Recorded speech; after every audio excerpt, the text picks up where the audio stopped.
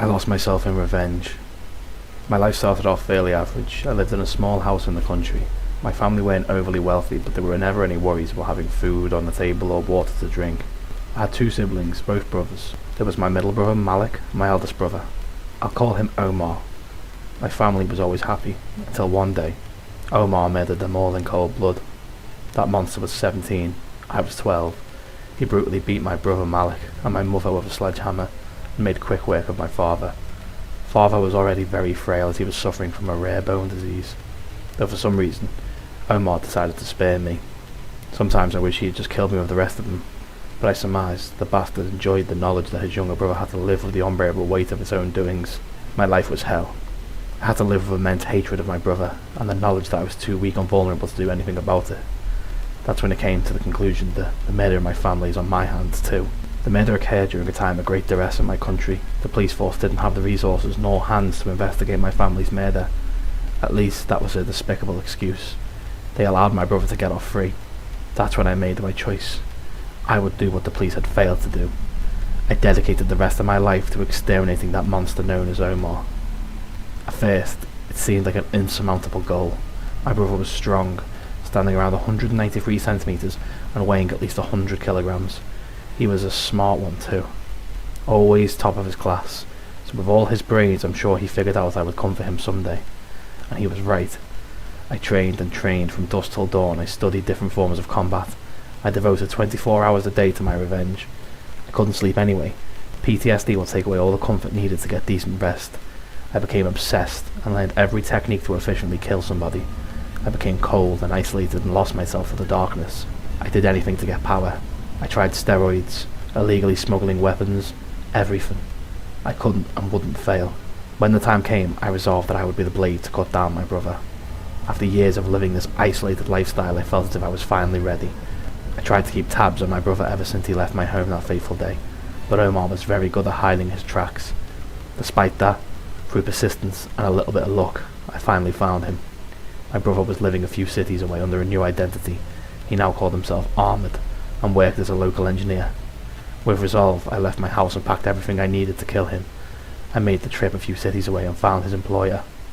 At first, I couldn't see any hint of Omar at the shop, so I waited in the parking lot until it was late at night. Omar's higher up was just shutting the place down. There were no other cars in the lot, so I assumed it was just him. I interrogated the man for the location of Omar's new residence.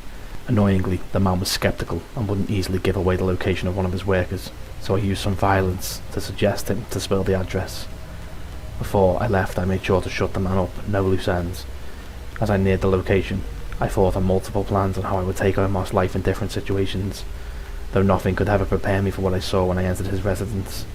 As I pulled in at the end of his street, I noticed that the man had done well for himself. He had a house bigger than what I'd ever lived in, and multiple luxury cars in his driveway.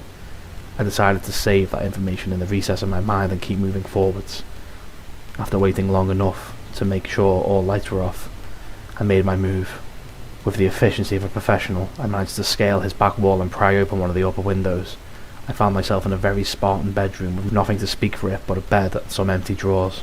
That's when I heard commotion downstairs.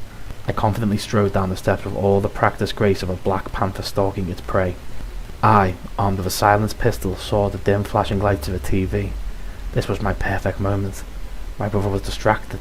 I would kill him quickly and easily with a well-timed shot to the back of the head, and make my escape before the next advertisement. As I neared the couch, my blood ran cold as I noticed something. There wasn't one figure. There was three. My brother had a family. The shocking realization hit me so hard that I almost shouted and blew my cover.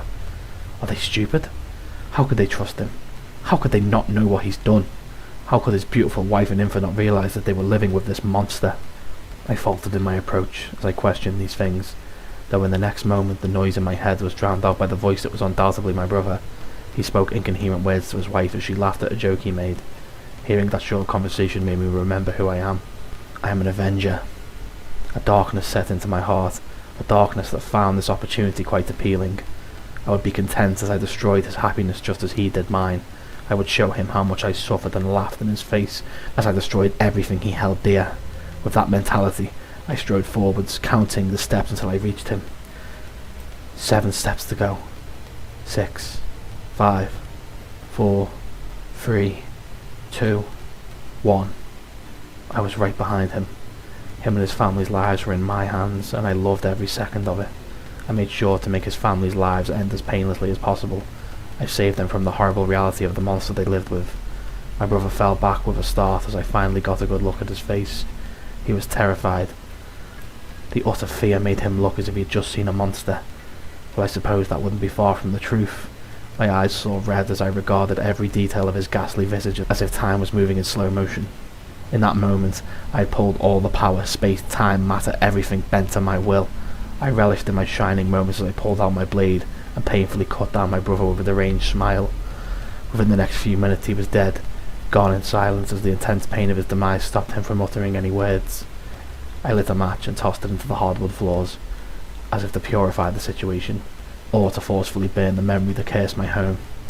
I left and never looked back. I've seen so many cliches state that revenge never goes well, that it only leads to a place of emptiness, that it brings the avenger to a purgatory of their own creation. The cliches are right. I wish I did die that night long ago, with my family, because I realise now that my survival ensured my brother's victory. I'm sure he's laughing in whatever hellish void he found himself in. Laughing, because ultimately, I became just like him.